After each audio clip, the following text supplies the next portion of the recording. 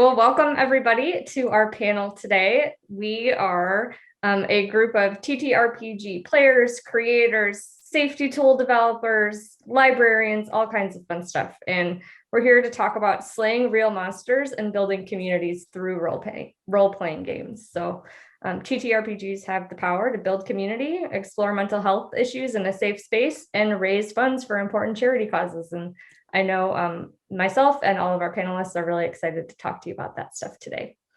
So without further ado, I'd like to introduce our panel. We have Fenway Jones of Jasper's Game Day, Dan Wood of Creators Assemble, also a comics librarian, StarShinobi, who is a D&D supplemental writer and creator, and then DeAngelo Murillo, game designer of thegeeklife.com. So we actually rolled initiative to determine how the order that they will introduce themselves. And I believe Fenway actually critted. So we're going to start with Fenway. I believe Star did as well. However, one thing that I will throw out there, I am not sure of your pronouns, Star. I am she, her. Okay, great. My name's Fenway Jones, also known as Fenway the Teen DM on Twitter and at Jasper's Game Day on all of the social medias. I am the founder of Jasper's Game Day. We are a nonprofit organization that raises money for suicide prevention and awareness through TTRPGs. And it's a lot of fun. I'm also a writer and game creator, or not game creator, adventure creator. So, lots of fun there. And my pronouns are she, her as well. Thanks, Fenway. Star. I am StarShinobi. I'm at StarShinobi on Twitter and Instagram. Mostly I just talk too much about D&D on Twitter, but I also like to create adventures. I have one published called Disaster Hamsters, which is great fun if you ever want to look it up on DM's Guild. And then I also like to make what I call useful to pseudo-useful D&D items. If you ever want to look those up, those are for free on Instagram. They're just fun to use. But otherwise, I like to play in these charity events for good causes and just talk about D&D and try and help people learn more about it, as well as how to do it in a safe way for everyone at the table. Thanks, Star. Dan, I think you're next. Okay, Dan Wood. I'm a member at large with Creators Assemble. In my day job, I am the head of a youth services and adult literacy department and comics librarian, and absolutely love TTRPGs and D&D. I met all these lovely folks through Twitter. I'm at caffeinated_Dan. Over at the Creators Assemble side of things, we do a lot with pop culture and TTRPGs. We're working on an educational toolkit for using it in education and after school and all that good stuff. So really looking forward to sharing that with the world. Thanks. And DeAngelo.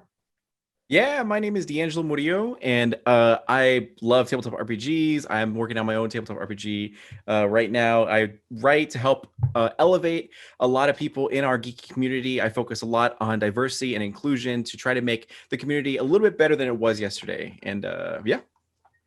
That's awesome. And I'm Grace. I'm online at D&Dingbats, or Dungeons and Dingbats. And also similar to Star and Dan, we all just kind of ramble goofy musings on Twitter and have found each other. So I'm really thankful for this group and think we're going to dive in. So my first question, I think we'll start off with Dan. We're going to start with talking about the education space with TTRPGs, which I know is something you're really passionate about. So what do you think are some skills and kind of knowledge gains that students can have in a K-12 classroom through playing these games? So the cool thing is that I always like to think of TTRPGs as this all welcoming, all are important to be here sort of thing. And it also gives students in general tools for emotional and social learning. It's not them themselves, but it's their characters, and the students will embody those characters. And I have seen time and again news articles and speaking with people where they have had students kind of that were really, really shy come out of their shell and just speak with their colleagues and students of their own age. One of the things that struck me and that kind of sent me down this path is there was this article I read about a young lady whose first language was not English, it was, I believe, Spanish. And she had a hard time communicating, but the kids worked with her to create this really cool combination of Elvish and Spanish and English together, and it became her own unique language in the game world of how she can communicate with people. And she was just so happy that she was able to connect with her peers. And it's just like, oh wow, this stuff has true staying power. So that's that side of it. And it gives a safe space to work through something young folks may be having in their minds or ways to approach problems. I think, DeAngelo, you have something that you want to say. Yeah, it actually it's actually a lot more impactful than we think. And it's not even just like K through 12 that TTRPGs can help with. And I don't know how much I can speak about this, so I'll just briefly talk about this. But I'm working with an organization that's very well known that usually works with veterans, and specifically veterans who have suffered some sort of like trauma, whether it be a physical or mental sort of injury. And they're using tabletop RPGs to be able to help them work through their problems, because it gives them tools to be able to control what happened to them and then work through it and that's beautiful. It's amazing that we're able to use these tools that we use for like escapism, but now can be used to help people in real ways. Yeah. Yes, there's several therapists I'm aware of that are using TTRPGs and Dungeons and Dragons for therapy role-playing sessions to help their clients and those that they're trying to help. It's really inspiring. Yeah, I have a friend that actually learned about D&D through me, so this is something that was kind of nice. And she has actually started using some of those role play ideas to help some of the kids that she works with. So yeah, that is something that she says is kind of effective because it allows them to slightly dissociate from the issue and talk about it. But I know another thing is, like, obviously I'm not an educator, but I have a nephew who's about 8, and he's starting to play TTRPGs. And even at that age, it is something that he is starting to learn about consequences of actions. So it's a safe place to learn about consequences that don't have lasting effects, but at the same time, kids can be like, oh, I made this choice. Why did this happen? Oh, it's because I made this choice and this is what happened. It's also a really good place to bring kids together that don't necessarily interact with one another, and teaching them to work together despite the fact that they may not be friends, or they might not be part of the same friend group, or it's just a really good way to create inclusivity, if nothing else. Yeah, absolutely. And to your point, Dan, there are quite a few therapists who use D&D as a way to connect. You just connect with people, help people with their mental health issues, all that sort of stuff. And there are also people who use it with people who are neurodiverse, and so you helping them connect, have that social interaction in a way that they can still use their creativity. They don't have to be in a school specific environment, and they can still have connection with their peers and people who have similar interests with them. I love that, Fenway. And I'm interested to hear about what you all think in terms of your own self with this stuff. So like for me, I just started playing, I don't know, not even about 6 months ago. I guess now it's really new to me. And I can already tell that I have become more outgoing, a little easier to talk with in like what might be difficult situations, like work through kind of my thought process and thinking critically and taking steps, So I'm curious, I see DeAngelo, what you all think in like how self-reflection time, right? Like how have we all changed? Yeah, so I got into Dungeons and Dragons, my first ever tabletop RPG, when I was 18 years old in like 2008 with 4th edition. And all my life I felt like this weird sort of like middleman between being Mexican, but not Mexican enough for the Mexicans, not white enough for my white friends, and all that kind of stuff. And I am, like, as you can see, very, very dark skin tone. So I cannot hide that I am a minority, and I obviously am treated differently because of that. So I had a lot of self-esteem issues dealing with all of this sort of stuff, where some geeky spaces did not welcome me if they found out that I had like a darker skin tone. It wasn't outright, but it was still like very subtle and all that kind of stuff. And it's something you deal with as a minority. But anyways, so I couldn't get into any Dungeons and Dragons group. So I decided to pick up 4th edition using my whole paycheck and got it, and then learned from it, and then got a motley crew of my friends together to play my first session. And getting to actually play it, they were like, wow, that was actually a lot of fun, and you were like really good at this. And we're like, oh dang. So like, it's because it was the first time in my life that someone ever said you're good at something, and it just like that self-esteem just like skyrocketed. And not only that, but it gave me the opportunity as the dungeon master to create worlds that were inclusive and diverse and everything like that, to not only have the men hold all the power, but have women hold the power, and have anyone of darker skin or whatever not be evil or what have you, but have it very inclusive. And for me, especially like growing up in a world where all of the like Lord of the Rings, X-Men, Harry Potter, all this sort of stuff is very, very fair skinned. It gave me that small pocket of my own fandom or like, fiction that was diverse in the world that I wanted to see one day. And so it has a very huge impact on me, and it forever changed my life. And yeah. That's beautiful. It's always hard hearing about folks that have inclusivity issues in this space. Like even just as a white woman, I still find some barriers with certain groups, which is so interesting and like weird. Yeah. Like this is a game that we're learning together. And anyway, so thank you for touching on that. And I think that self-discovery sentiment is just really beautiful. Yeah. I'll throw out there, something that I found interesting when coming into the community. Gaming has definitely affected my life. I've been playing since I was 11, and it's been 7 years. And when I started dungeon mastering at 13 and interacting with the community more, when I first went to my first con, and it was interesting because either people thought I was much older than I was, or they treated me different because of my age. And so just to see how that has changed and how I've kind of grown to become this person who's an advocate for younger people, younger women especially. And Dungeons and Dragons has definitely helped my mental health, especially after I lost my friends to suicide. And it's definitely been a huge part of my life. Yeah, and I can kind of talk on a little bit of, I had kind of the opposite experience than Fenway. I ran into the gatekeeping immediately. I wanted to start playing D&D when I was in high school, and I was told I was a girl, so I wasn't allowed to play. And on top of that, I wasn't hot enough to teach how to play.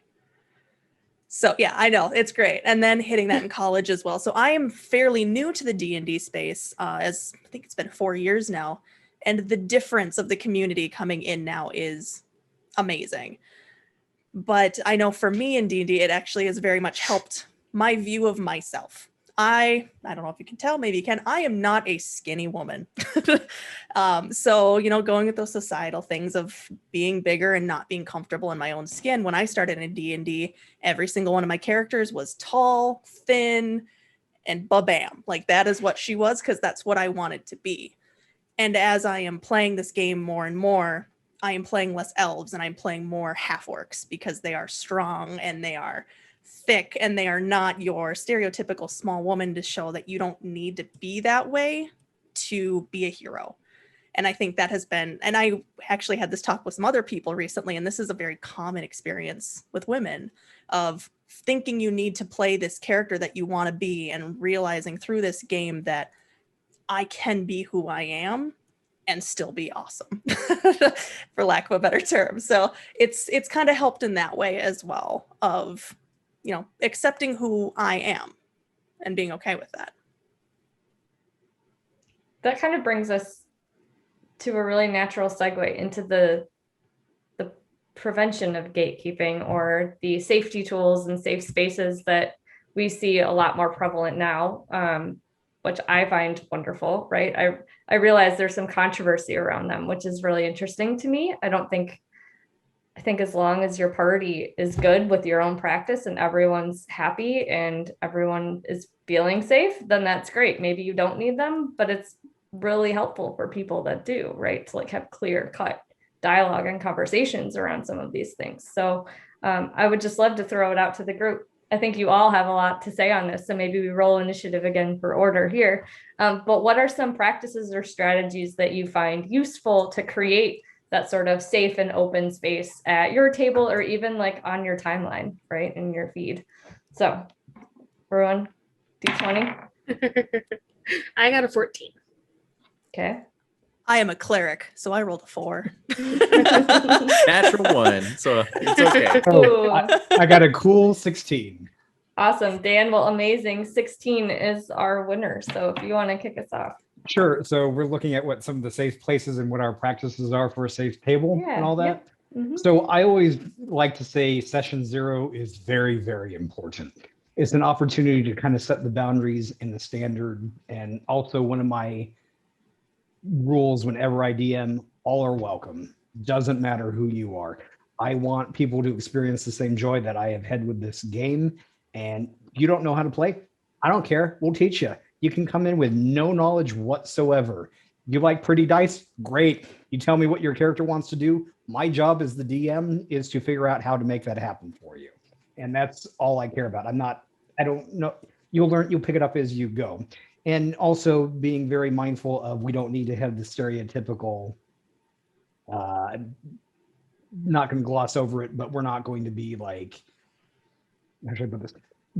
I guess a good way to put it is there are certain things that are very much off topic that we will never, ever, ever role play, to be respectful of our players and our friends, honestly, because some of the real life stuff that gets role played is absolutely, and I'll be honest, disgusting, and it has no place at the game table. And that's an important conversation to have.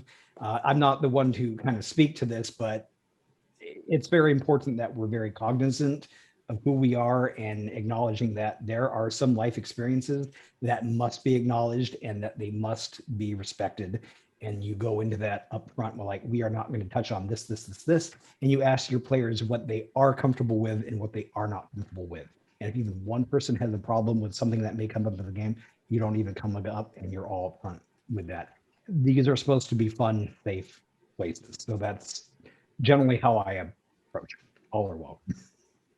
Yeah, for sure. I approach it a very similar way.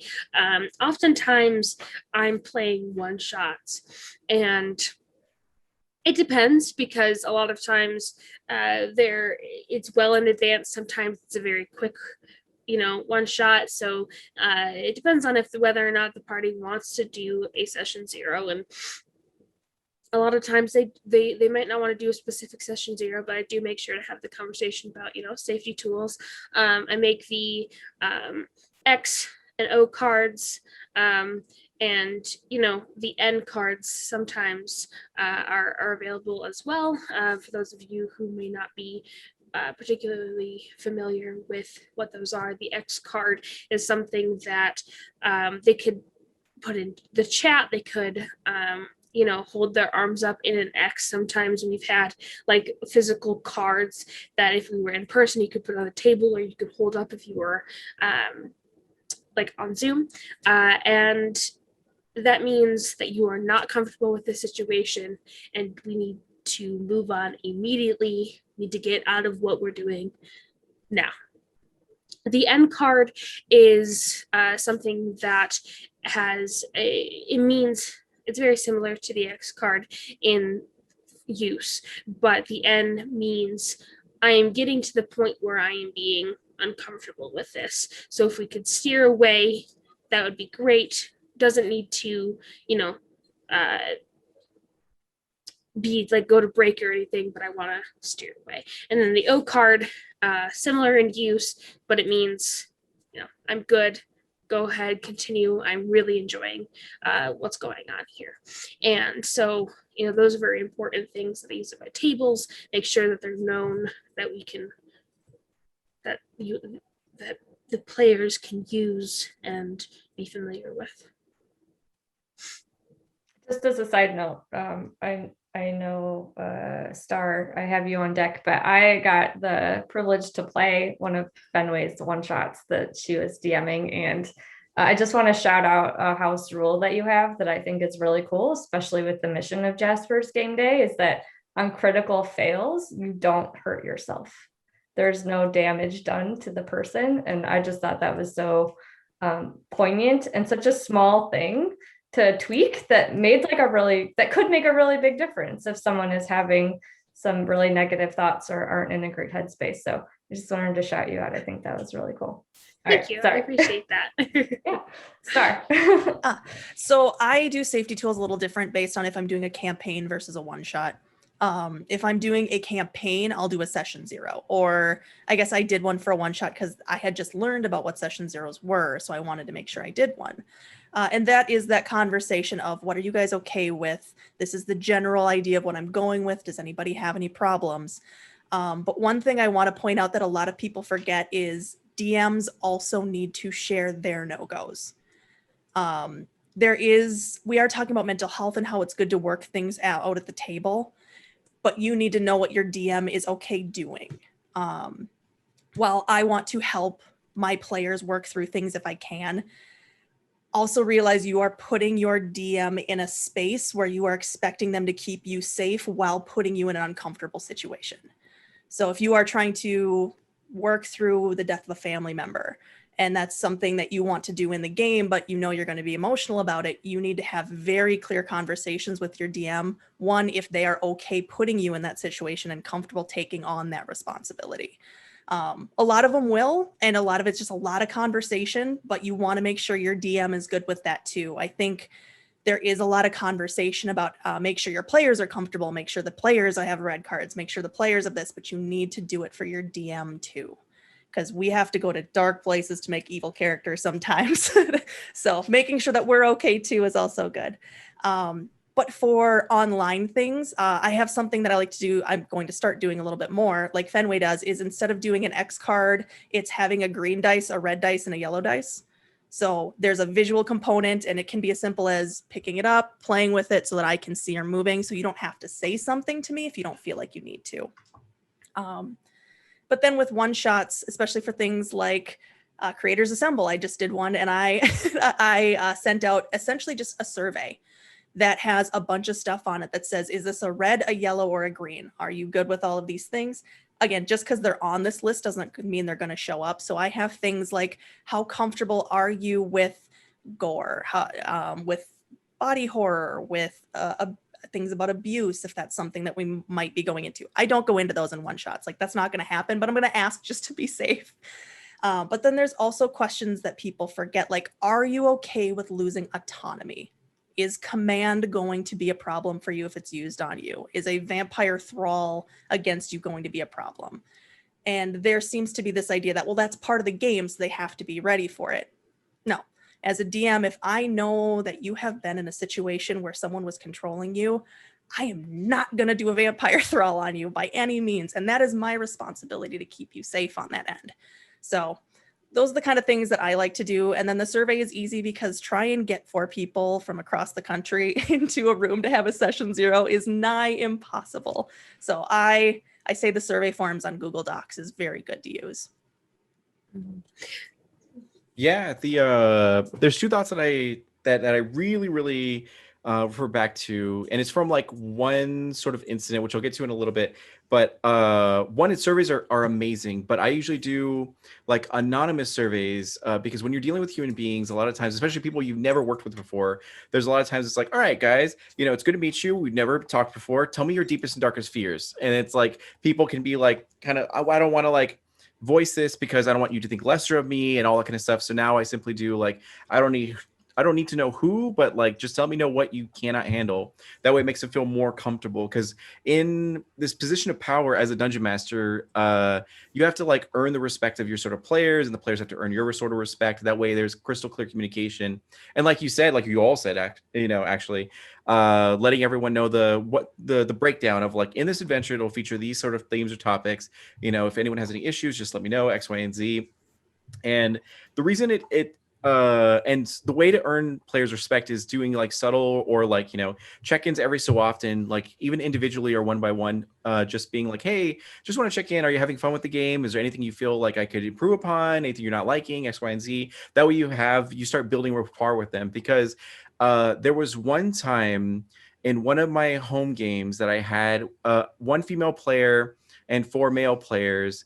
And after 6 months of gaming, finally she had come to me and said, DeAngelo, one of the people at our table has been following me to my car and harassing me to actually try to go on dates with me, X, Y, and Z. And I keep trying to shut him down. And I was like, oh my God, I'm so sorry. This is happening to you. And she goes like, I'm so sorry to bring this up to you, because I was afraid. I always wanted to bring it up to you, but I didn't feel comfortable because I felt like if I brought it up, I would get kicked out of the group. And I'm like, that's would never happen to you. But I understand that your fear is valid, because if it was another group with another dungeon master, maybe that's what would have happened, So it's one of those things where you got to really prove in your actions that you're trustworthy and you're there for your players. That way, when they have those difficult moments, they can clearly communicate you what's going on, and you can make everything better for everyone. And yeah. I will throw out there, I really like that she was able to come to you, DeAngelo. I think that's a very good sign of your forwardness. Yeah, I got her into a new group, and they're still friends to this day, like full blown. So it's like she had a happy ending. Yeah. Well, that's fantastic. One thing that I forgot to add is, especially with stream games, you don't actually you have to also think about possibly what could trigger the audience. And so, that's not something that's always thought about, especially with people who typically DM, their home game, people who don't nobody watches their home game because they're not streaming it or anything like that. But, the crowd is somebody that you're trying to include in the adventure as well. And, making sure that they're safe is an important part of it as well. So whether that's including a trigger warning when they first come into the channel, or making sure at the beginning of the session you say, please don't think we're going to think less of you if you have to leave due to a mental health issue or something like that. Your health is the most important to us. And just also making sure that none of the typically triggering aspects of things are included in your games. That's a great point. I want to shout that out for podcasts too, actual play pods. I don't know if any of you listen to Dungeons and Daddies. I just want to shout them out. They're hilarious actual play that is really silly. And at the beginning of every episode, they have a content trigger warning, audibly, not just in their show notes. And I think that's really cool and not something that a lot of people think about. So good call out, Fenway. Do you guys have any resources? I know a lot of you are involved in organizations that work on this stuff, and just since we're kind of on this topic, that you want to shout out that people could donate money to, could look forward for additional resources, or just that you think is kind of involved in this space that our audience might find value in? I mean, yes. I thought you might. Because Jasper's Game Day, my charity, is entirely built around mental health resources and safety and all of that. And so our website, jaspersgameday.com, has a tab with a bunch of mental health resources on it. And if you reach out to any of us in the Jasper's Game Day community, specifically, the people who are on our board, our advisors, people who are close, we want to help as much as possible, so we can give you the gaming resources. We have a Discord that we have people running games throughout the month that you can participate in, and there's just a lot of resources in our community.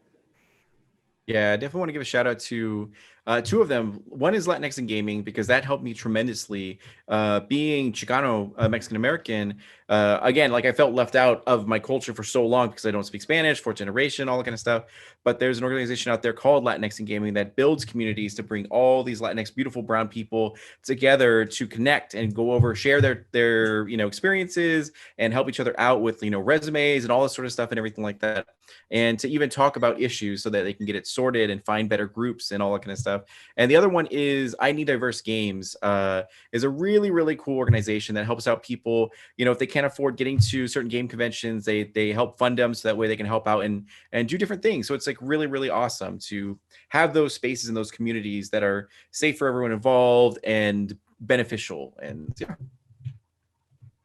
I want to shout out a Facebook group. Actually, I'm not as D and Dingbats. I'm not on Facebook, but one of the gateways that I got into TTRPGs was a really cool Facebook group, especially for femme identifying and non-binary players. So it kind of was an easier entry point than just like a Discord of people you don't know or Twitter with like 1,000 things going on. So I want to shout that out. I also want to shout out Game to Grow, which is a nonprofit that does a lot of professional development for teachers, for therapists, for people that are wanting to use role play games with especially like neurodivergent and autistic audiences. So they're really cool, and I'm sure could use all your support. So Dan or Star, was there anything else you wanted to add to that list? Not on my end. I think the ones that I know of have already been said. So Yeah, no, Fenway, DeAngelo, and you, Grace, covered everything beautifully. Okay, cool. I will throw out one more place. Take This is a specifically a mental health. We work with them a lot. Their work with TTRPG space in mental health. We do specifically suicide prevention. They do mental health, and so broad spectrum, kind of specific. But we do a lot of work with them, and they are amazing people. Awesome. And one that popped in my head was Extra Life, actually.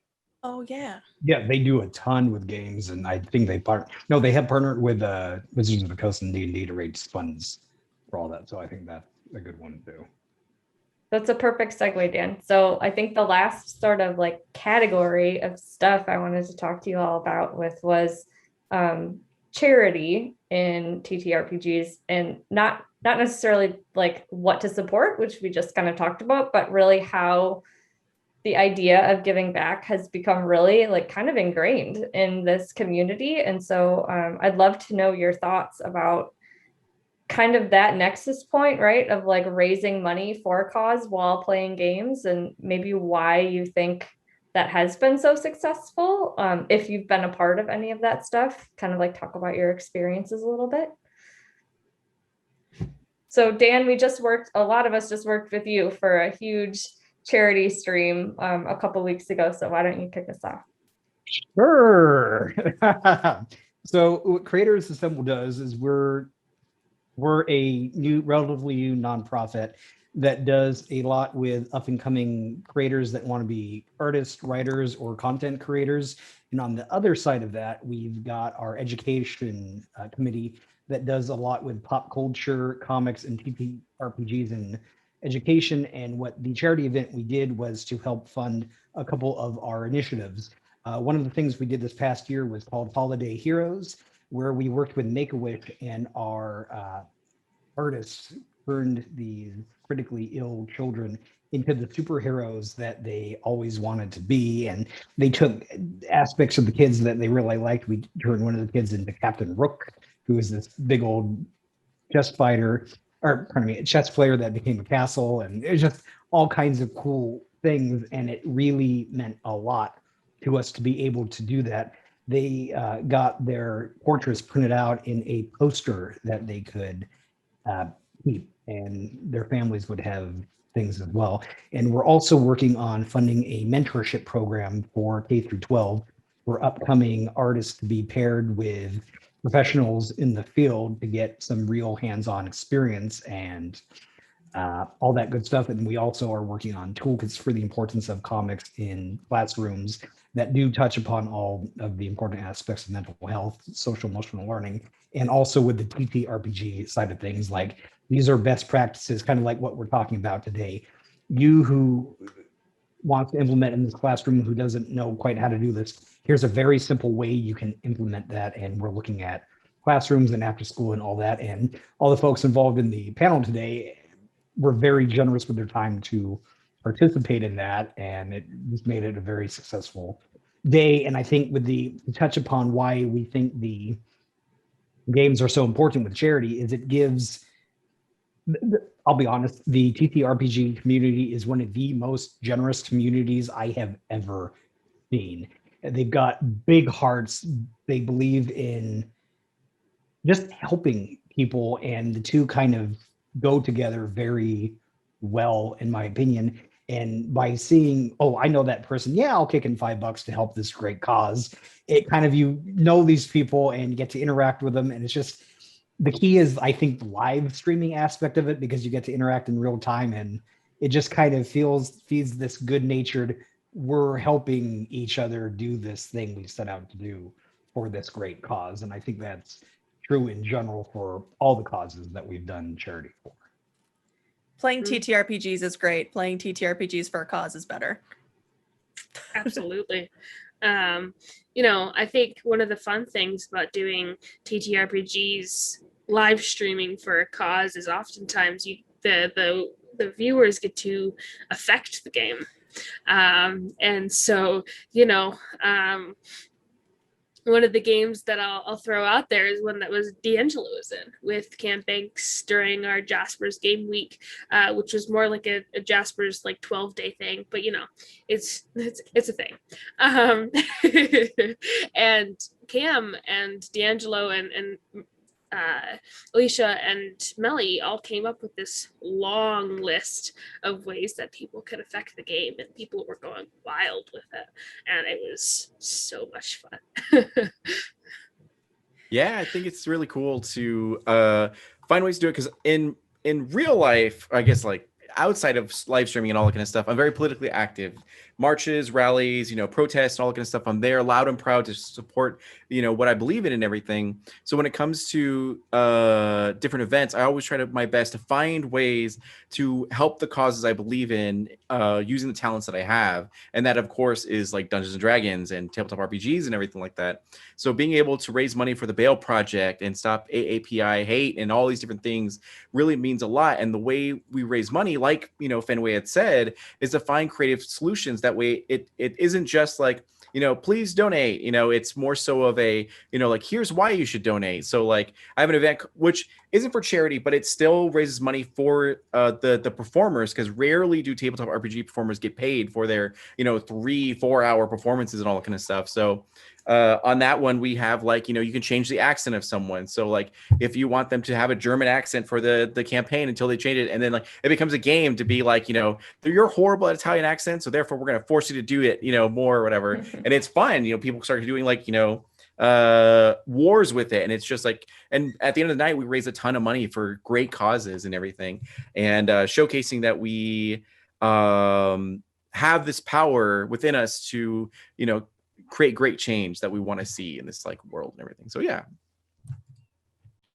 I've played in a couple, and I just talking about the giving incentive, like everyone has said, the TTRPG is very giving. And I think it's because, I mean, we are coming into the age of the nerd, but prior to this, it has kind of been a, oh, you're a nerd, ew. So I mean, like everyone has run into that, I'm pretty sure. But like, it was something to be ashamed of, and now it's coming into something to be proud of. And so it's a bunch of people coming from that, helping someone that has less than you is something that is very inherent in this community, because we used to be in the bottom of the pile, but now we are inheriting the earth, and I'm very happy about this. But like people have said, like incentives, especially in live streams, being able to affect the game. I've been in charity streams where it was just to give for charity, and we got quite a bit of money, but the ones where they can affect the game is where they start to give the $5, give the $10. I want to put a black dragon into this encounter. I'm going to drop $100 down for you. That's what happened to me. I want to do wild surges. They're $15 a piece. Here's $150. Go to town. So it's a great way to let them be part of the game. And I know for me, my job is a little restrictive on what I am able to do. I'm not allowed to go to rallies. I'm not allowed to sign petitions. So me being able to do something like this is my way of being able to give back. And then there's that nice aspect of it's COVID. We couldn't go volunteer. We couldn't go do all these things because of COVID. And this was something we could all come together and do. So I think that's something that will hold on even after we're allowed to go back outside, because we're nerds and we don't go outside. But unless it's to go play games. Unless we're going to the game. Yes, exactly. But I mean, even that's kind of a stereotype now, because I play with a bunch of jocks too, and they're loving this and they're happy to be part of the community now. So, I mean, it's a great transition that we've come into in the past, I would even say 5 years. Yeah, so Star, kind of in that vein, you touched upon COVID, right? And how kind of the landscape of these games has changed a little bit, I think. So do you guys have any sort of like go-to tools, resources, things you use to stay connected virtually? Like, do you guys all like Roll20? Do you use Discord or Zoom? Like, what are your ways to keep this going when we're all just little squares on the computer? Twitter is my way to keep everything going. Yeah, amazing. Yes, it's been fantastic to see people posting about what they're doing. It just in that day, what they're doing to stay positive, to get involved with the community more, what they're doing in general. Like, it's a great place to stay connected and see what people have been doing for themselves. And then, of course, streaming stuff is always the best. Well, it can be taxing because, being on camera can be taxing in general, but it's always rewarding as well. So I think that's definitely what I do anyway.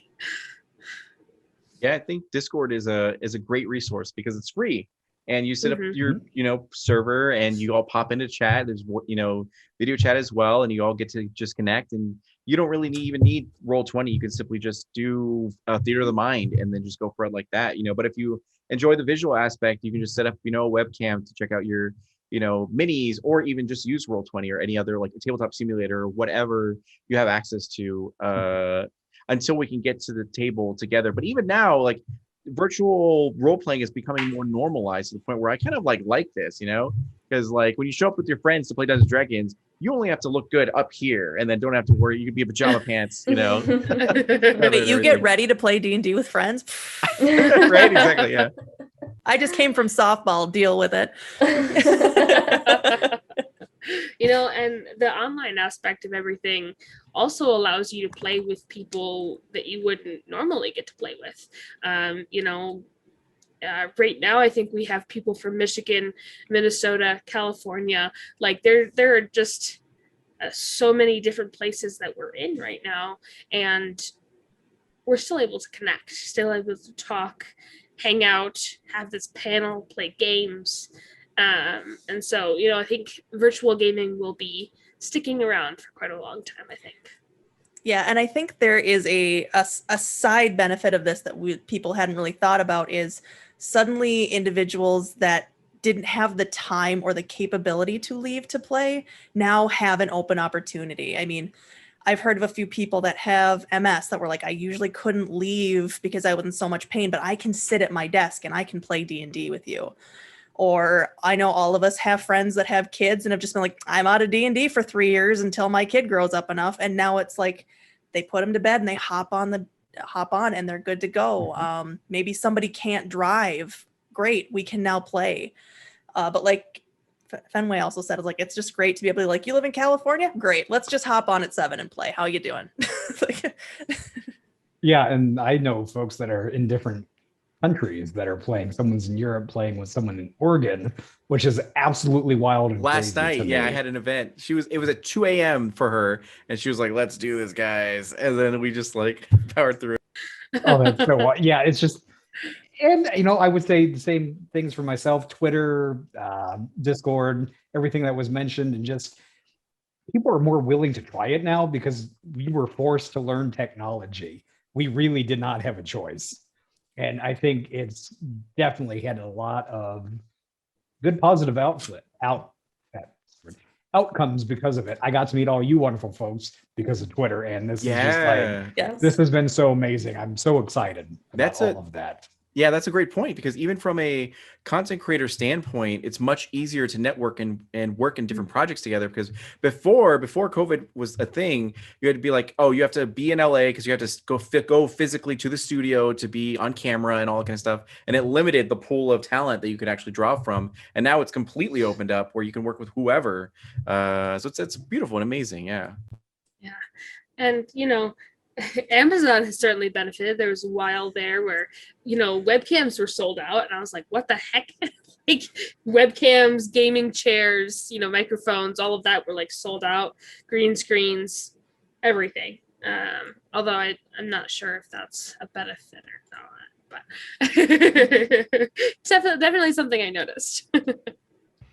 Yeah, in this crazy world, I think we can all say that we're really thankful to stay connected to one another and use these really cool games to kind of help keep our brains moving and going. I know I'm thankful for that. Along with, I'm really thankful to have met all of you and to have done this panel together. So let's do one more roll for initiative for our closeout outros. But in the meantime, I am Grace of Dungeons and Dingbats, which is dndingbats.com and at dndingbats on Twitter. And I have been your moderator today for this awesome panel. So get in touch. Love to say hi. And what are our roles, everybody? I got a 9. 7 for me. I'm a cleric. How did I get the highest with a 9? All right, Fenway, kick us off. I was like, I'm gonna go second to last. Like, no. All right.